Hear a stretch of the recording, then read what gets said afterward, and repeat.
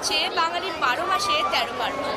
এই মুহূর্তে আমি দাঁড়িয়ে রয়েছি কলকাতা থেকে 2000 কিলোমিটার দূরে মহারাষ্ট্রের থানের কিষাননগর ওয়ানে।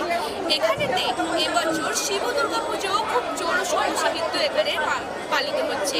শুধু তাই নয়, এখানে গত 36 বছর ধরে খুব বড়োভাবে এই শিব দুর্গা পুজো যে আছে সেটা খুব ভালোভাবে খুব বড়োভাবে পালিত হয়। 3 দিন ধরে এই যে শিব দুর্গা পুজো এটা চলতে থাকে। আর প্রচুর মানুষ এখানেতে এসে ভিড় করে। শুধু যে বাঙালি তারা নয়, বাঙালির বাইরেও প্রত্যেক ধর্মের বা প্রত্যেক যে জাতি মানুষেরা তারাও কিন্তু এখানে এসে ভিড় করে ও দেখে। যা কিছুই হয় না কেন তা কিন্তু তারা সবাই একসাথেই কিন্তু পালিত করে। তো আসুন কথা বলে নিই আমি ক্লাবের সদস্যদের সাথে।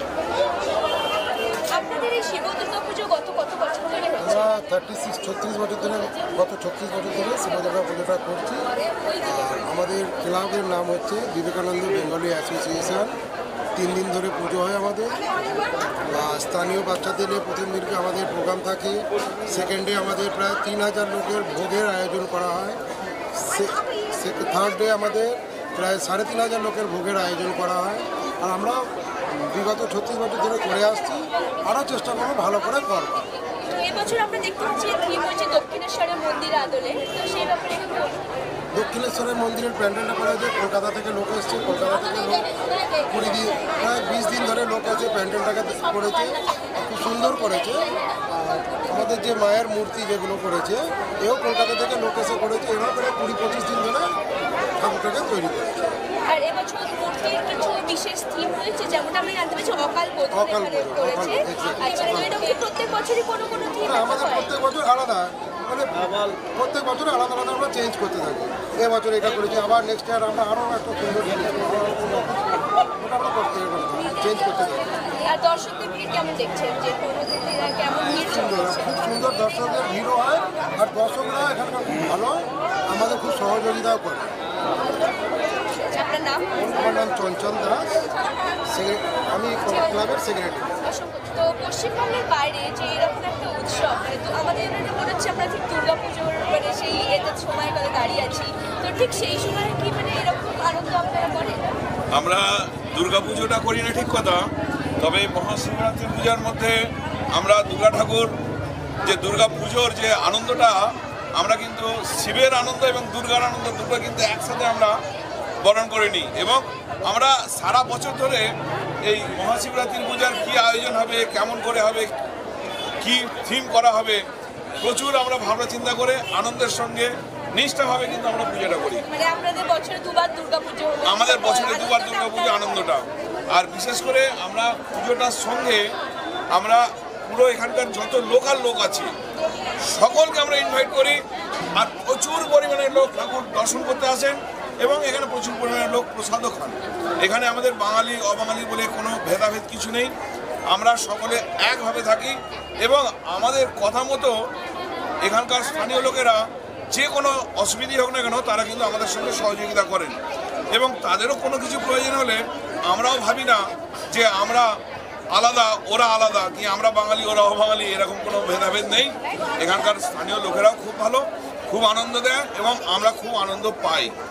এটা একটা বিরাট ব্যাপার। বিবেকানন্দ বেঙ্গলি অ্যাসোসিয়েশন বিগত 36 বছর ধরে পুজো করছে এবং প্রত্যেকটা বছর সুন্দর সুষ্ঠুভাবে নিষ্ঠাভাবে সাজিয়ে গুজিয়ে এত সুন্দর পরিবেশ আমার তো মনে হয় অন্য সাধারণত কোনো এই বিশেষ করে প্রবাসে এরকম বাঙালিরা পুজো মনে হচ্ছে এত সুন্দরভাবে করতে পারে না, এটা আমার বিশ্বাস।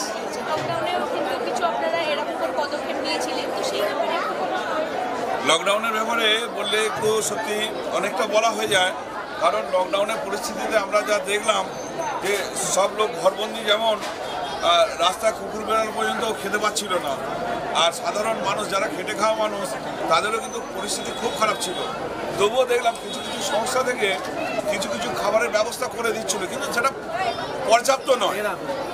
তার সঙ্গে আমরা চিন্তা করলাম, খাবারের সাথে সাথে আমরা চিন্তা করলাম অনেক লোকের ডেলি ওষুধের ব্যাপার থাকে, তারা ওষুধ কিনবে কোথা থেকে, পয়সা নেই, খাবার পয়সা নিতে ওষুধ কিনবে করতে থাকে। যার জন্য বিবেকানন্দ মেঘালয় ঠিক করলো প্রত্যেকটা লোককে 2000 টাকা করে অন্তত মিনিমাম দেবো, মিনিমাম 2000 করে দেওয়া হবে। তোমরা ওষুধ কেনো, বেঁচে থাকো, অসুবিধা হলে আমাদের জানো। ফোন নম্বর, কন্ট্যাক্ট নম্বর সকলকে এরকমভাবে দেওয়া হয়েছে এবং যার যা অসুবিধে আমরা চেষ্টা করেছি যথাসাধ্য তাদের সেইভাবে আমরা সেবা দিতে। আমরা ভগবান আমাদের কিন্তু রক্ষা করে রেখেছেন আর আমাদের কর্মের জন্য রেখেছেন, আমরা তাদের পরিপূর্ণভাবে সেবা দিয়ে গেছি আর সকলে তৃপ্ত, আমরাও তৃপ্ত। আচ্ছা,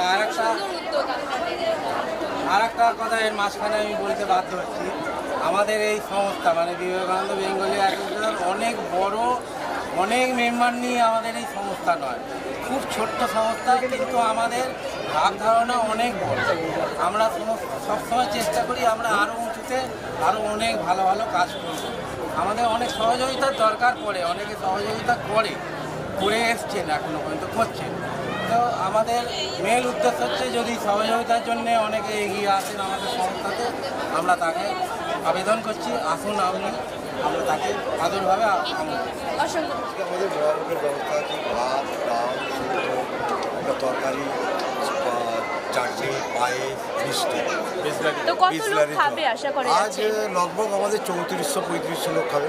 আচ্ছা, তো হ্যাঁ, তো এটা আর বিকেলবেলা কি অনুষ্ঠান? বিকালবেলা এরপরে আমাদের সিঁদুর উৎসবের অনুষ্ঠান আছে, তারপরে মূর্তির বিসর্জনের অনুষ্ঠান, তারপরে এসে রাত্রে শান্তি। আচ্ছা, তো সিঁদুর খেলাও এখানেতে হয়?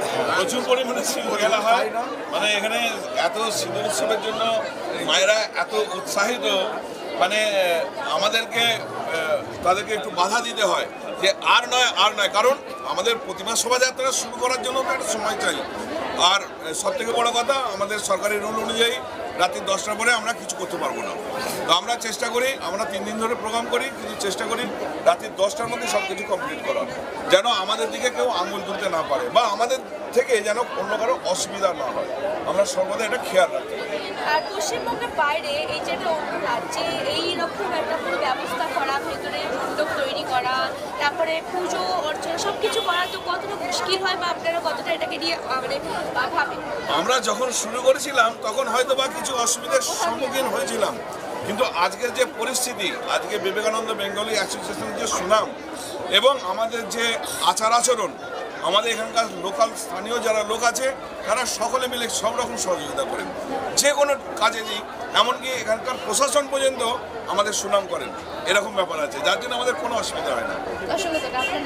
আমার নাম গৌতম কর্মকার। ভাষা নেই আমার মধ্যে, কিন্তু আমি 89 থেকে এই পুজোয় লেগে আছি। আনন্দের সহিত এই পুজোটা করা হয়, 1 মাস ধরে এর আয়োজন করা হয়, সকলকে নিয়ে একজুট হয়ে কোনো মনে কোনো রাগারাগি না রেখে খুশি মনে এই পুজোটা মানে ফিনিশ করা হয়। আজকের বিসর্জন পর্যন্ত আমরা সবাই এক হয়ে থাকি, বিসর্জন করার পর আমরা সবাই বিজয়োৎসব করবো, করে আবার নেক্সট বছরের জন্য আবার তৈরি হয়ে যাবে। আজকে বিসর্জন হবে, তার নেক্সট বছরের জন্য আবার। বিমলচন্দ্র ধারা বলেন কম, করেন অনেক বেশি, এটাই এনার গুণ।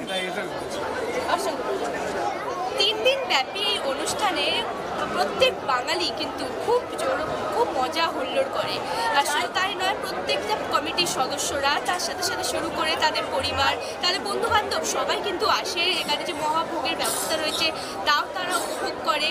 আর তাছাড়াও এখানে আরতি, সিঁদুর খেলা, যা কিছুই হয় না কেন তা কিন্তু তারা সবাই একসাথেই কিন্তু পালিত করে।